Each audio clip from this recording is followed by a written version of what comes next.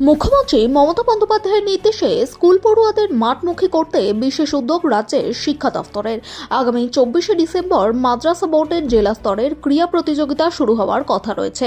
আর এই উপলক্ষে বৃহস্পতিবার বারাসাত জেলা শাসকের দফতরে একটি আলোচনা সভা অনুষ্ঠিত হয়। সেখানে উপস্থিত ছিলেন রাজ্যের খাদ্যমন্ত্রী তথা উত্তর 24 পরগনা জেলার মাদ্রাসা বোর্ডের স্পোর্টসের চিফ পেট্রন রথিন ঘোষ। এছাড়াও ছিলেন মাদ্রাসা বোর্ডের আধিকারিক সহ জেলা প্রশাসনের অন্যান্য আধিকারিকেরা।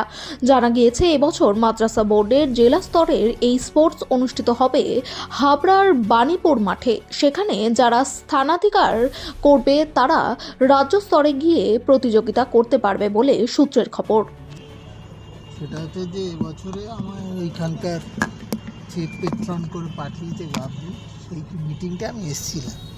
সেখানে ঠিক হলো যে মাদ্রাসা স্পোর্টসটা কীভাবে হবে এবং যারা নিচের লেভেলে করেন তাদের কাছেও একটা এনকারেজ করবার জন্য যারা সকলে যাতে পার্টিসিপেট করে তার জন্যে একটা অর্থ বরাদ্দ করে তারা যাতে পার্টিসিপেট করেন। আর বাণীপুরে এই যে জেলা স্পোর্টসটা বাণীপুরে হবে এবং সেইখান থেকেই যারা ভালো করবেন তারা স্টেট মিটে পার্টিসিপেট করবে।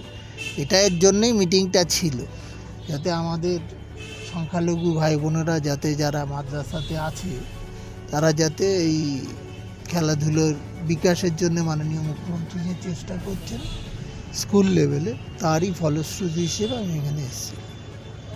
চিফ পেট্রন না, আমার এখানে ডিস্ট্রিক্টে করেছে। তার মানে এটা ডিস্ট্রিক্ট ওরিয়েন্টেড মিটিং হলো উত্তর 24 পরগনা। আচ্ছা, ইয়েটা কবে মানে শুরু কবে থেকে হবে? এটা আজকে এটা ঠিক হয়েছে, আমরা ডিসেম্বরের 31-এর মধ্যে এটা ফাইনালি করতে হবে। 24শে ডিসেম্বর বাণীপুরে জেলার যে ফাইনাল ইভেন্টটা হবে আর ও, তার মানে তার সময় নেই। না, ঠিক আছে।